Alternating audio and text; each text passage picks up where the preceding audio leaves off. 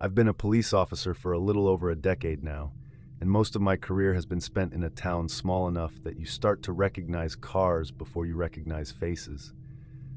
Nothing major ever really happens, mostly noise complaints or the occasional domestic dispute. But a couple years ago, I took a call that still sticks with me. It started like any other shift. Late afternoon, overcast sky, the kind of quiet day where the radio barely crackles. Dispatch sent me to a residence on the east side of town. The call note said a woman wanted to report a possible stalking situation. No immediate threat, no suspect on scene. When I got there, she was already waiting outside on her porch. She introduced herself quickly, like she'd rehearsed it. You could tell she seemed nervous, not panicked, but that kind of unease that sits just under the surface. Hands fidgeting, eyes scanning the street behind me, like she expected someone to appear. I started with the basics: name, occupation, what exactly had been happening. She told me she was a realtor. Most of her work was in and around town, but sometimes she handled properties further out, rural listings, empty homes, places that had been sitting on the market for a while. That's where it started, she said. About a month prior, she had been hosting an open house at a property just outside town limits. Gravel road, no neighbors within eyesight, the kind of place people either love or avoid entirely. She said the turnout was slow, just a few couples here and there. Then, near the end of the day, a man showed up. He stood out immediately. She described him as Caucasian, early 40s, bald, with a full black beard. But what really stuck with her was the coat, a long brown trench coat. She said it didn't fit the weather at all. It was warm that day, borderline hot, and this guy was dressed like it was late fall. She said he didn't browse the house like most people would. Didn't check rooms, didn't ask about square footage or price comparisons. He just asked a couple vague questions: how long the house had been on the market, whether anyone had lived there recently, and then left. That alone wouldn't have been anything. But then she saw him again, and again. She said the second time was at a grocery store in town. He was standing at the end of an aisle, just watching her. Same coat, same expression. She thought maybe it was a coincidence, until he didn't move, didn't grab anything, didn't even pretend to shop. The third time was at a gas station. Same thing. Standing off to the side, staring, not approaching, not speaking. And the fourth time was outside her office. Each time he never got close, never spoke to her again, just watched. I wrote everything down, asked for a more detailed description, any distinguishing marks, anything that could help identify him. She didn't have much more. No name, no vehicle, no idea where he went after each encounter. I explained the limitations. Without a direct threat or more information, there wasn't much we could do immediately. Still, I logged the report, put out a general note for patrol to keep an eye out for someone matching that description. A couple weeks went by. Nothing new came in about it. No sightings, no additional reports. Then one afternoon, right around midday, everything changed. Dispatch came over the radio with a 911 call. The caller was a woman, extremely distressed, barely able to get words out. They patched a short recording through for responding units. It was her.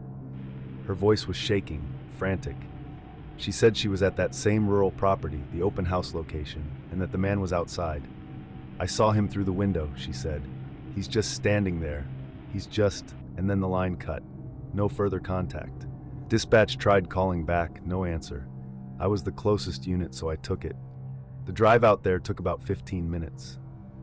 Once you get past the last stretch of town, it's just narrow roads, trees on both sides, barely any cell signal.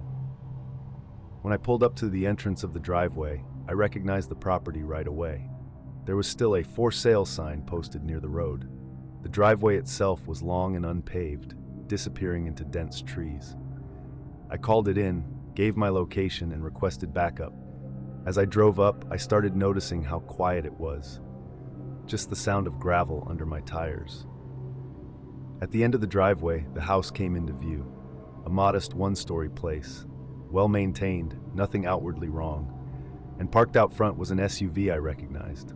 Same one the woman had at her house. There was another older truck parked out front as well. I stepped out, hand resting near my holster, and approached the front door.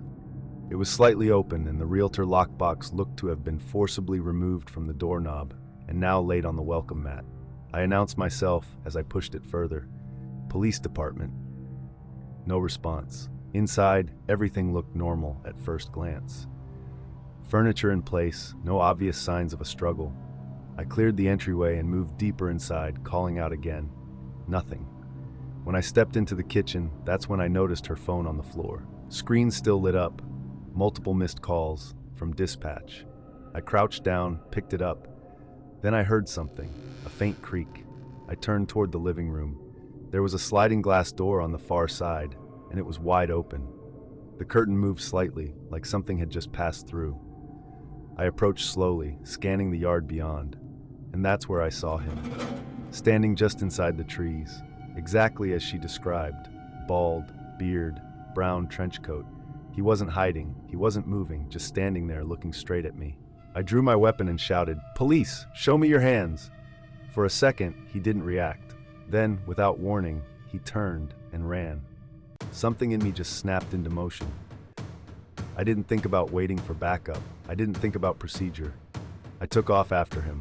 "Stop! Police!" I shouted as I cleared the porch and hit the yard. He was fast, but not fast enough.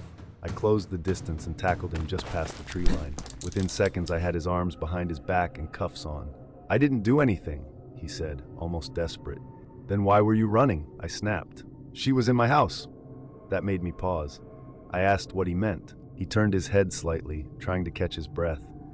"That woman, she was in my house." I pulled him to his feet and walked him back toward the yard. As I sat him on the edge of the patrol car, he kept looking past me, back toward the woods. "I've seen her before," he said, "a few times. Different places. She just shows up, watching me." Something about the way he said it didn't sound rehearsed. It didn't sound defensive. It sounded confused. He said when he came to check on his property, the lockbox was already broken and the door was open. He said when he went inside, she was just standing there like she belonged there. Then she saw him and ran out the back. "I chased her," he said. "Then you showed up." It took a few days for everything to unravel. We never found her. She left her SUV at the property, phone on the kitchen floor, like she vanished mid-step. At first it didn't make sense. Then the records came back. Property ownership confirmed the house was his. Security footage from around town started filling in the gaps. In clip after clip, you could see her. Not obvious, not doing anything illegal, just there, across the street, at the end of aisles, sitting in her car, always positioned just far enough away to watch him without drawing attention. His routine, his stops, his habits. She was there for all of it. By the time we put it all together, the story had completely flipped. She hadn't been asking for help. She had been building a narrative, carefully placing herself into his life over and over again until it looked like he was the one following her. We tried to find the beginning, the first time their paths crossed. Some connection, anything that explained why him. We never found it. No record of them ever being in the same place until she started showing up, just him living his life. And then one day, she's already there, somewhere in the background, watching him, like she'd been there the whole time.